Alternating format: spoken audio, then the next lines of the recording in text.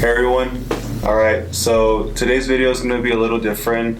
It's not the usual video setup. We're actually sitting down today. So before the video starts, I would want to say make sure to subscribe and to hit the bell notification to get notified every time I upload a new video. So today's video is basically going to be my video teacher, which is Mr. Eichen right here, is going to be reviewing my show Dark Mind.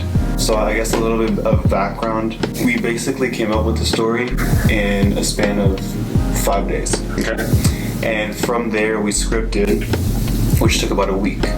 And we filmed in 2 days. Okay. And for editing wise, it was around 24 to 26 hours. Okay. I guess overall, the entire layout of the story and the episodes and everything, what do you have to critique about it? So what I was thinking about the film, the series overall, is it's not done, right? It seems like there's gonna be more. We want to do more. We've been really thinking about doing a season 2. We really just want to wait and get an overall response from the audience first. Makes sense. Yeah. Okay. But there might be. There might be season 2. Okay. As far as the story itself goes, the concept is actually really cool. I thought as soon as I started watching it, I was like, oh, this is actually interesting. It doesn't have any of the kind of the hookiness that is kind of endemic to a lot of what student film is, especially in high school. Yeah. And so I thought it immediately becomes interesting for the audience because you're forcing the audience to ask what's going on, and that's a good thing. From the story thing, it feels incomplete though. Because even though you get to an end point after the 4th episode, but now what? What's going to happen beyond? So I think that a second season that goes into more explanation of what we saw in the first season probably would be helpful. And with that, I think part of what happened by episode 2 is I still had a lot of questions at the end of episode 2 that don't get resolved yet. And I think you have to start beginning to answer some of those questions in episode 2 because you're so short form. With only 4 episodes total, if you don't start answering questions by the end of 2, your audience is expecting 10 episodes, and then you get to 4 and it's like, oh wait, what? That's it? You keep expecting there to be a longer situation, and there's not. That was kind of my thoughts on the writing side of the story.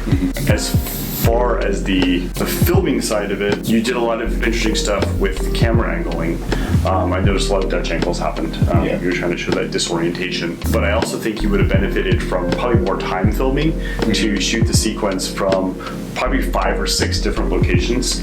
I would say that each episode probably needed a full day of filming rather than all 4 being done in 2 days. That's a timing issue. I know you can't necessarily fix that problem because you guys have the schedule everyone to consider. The more shots you had done, you could have done closer shots with things more for some more establishing shots further back. Like a drone footage would be really cool at some point to establish your locations, but that's something you just didn't have time for. So from the filming perspective, you were able to do some pretty good stuff with the time you had. I think more time would have been your friend. Is kind of the overall thoughts. Then in the editing side of it, with more shots, you could have done more work. One of the things I noted as I was watching it is because you didn't have the editing enough shots, your audio was problematic because it's doing this quite a bit because the different camera locations. So that was something that was kind of problematic to listen to because you have loud parts and then quiet parts. That's kind of the overall impression of the pre-production, production, and post-production that I saw. So what specifically did you want to ask? I really wanted to ask, especially when it came to the story. In the beginning, I felt like people weren't going to understand what was going on, and at the very end, when we had that really big, I guess, plot twist of oh, this is not what you expected, I had the impression that, man, I don't think people are going to get it. So I wanted to ask, did you understand the story a little bit? I didn't. No? No, I think that the way to do that in the scripting side of it would have had to be a few more nuggets early on that indicated where the story was going to go. Yeah. So there was pieces of foreshadowing because it wasn't clear at all. No. So that's why when I got to 4, I was like, okay, so there's going to be like another 5 or 6, right? And then there wasn't. Because in episode 2, we had 2 days to film. It was like, I think 6 to 10 hours for both days. And we were really strict on the time schedule because everybody was like doing different things. Right. And we had to just like get everything done. Episode 2, we filmed the second day towards the end.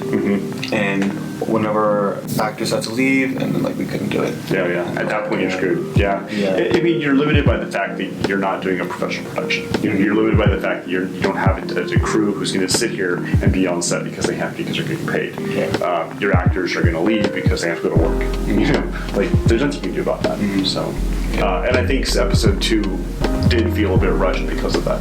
I guess like explain the story a little bit so you kind of understand it. So basically, the story is this girl has lived through like a bunch of really traumatic events.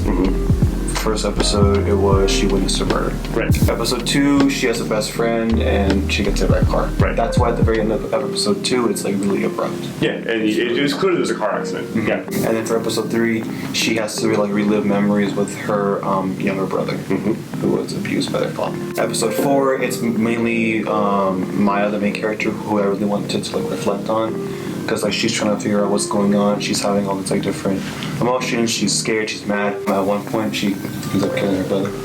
That was like out of nowhere. Out of nowhere. Yeah. And then towards the end, there's like a little bit plot twist where we try to figure out, is this like even in reality? Is this like just in her head? Yeah. And I wanted to make that a. Is she crazy? Yeah. Is she crazy?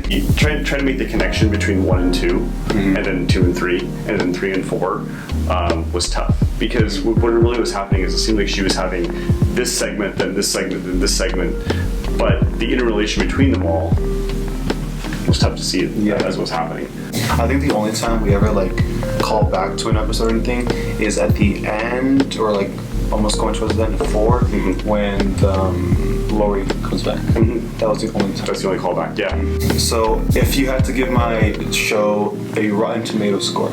Oh, Rotten Tomato. So a Rotten Tomato based on cinema as a whole, or Rotten Tomato based on the fact that you're a junior in high school doing this completely on your own? Because those are two different scores. I think the junior as a high school would benefit. Junior high school on your own with really no equipment, right? No structure, no group, no production studio behind you. It's pretty solid for what it is. It'd be very easy for a Rotten Tomatoes world to say, oh, this is a 20% because it's clearly so haphazardly done and so low budget. But given the resources you have, it's pretty solid. All right, well, we did pretty good for the show, the series. I think that's it. Anything else that you want to say? All as well. Keep making movies. Keep making movies. All right. Thanks everybody so much for watching. See you later.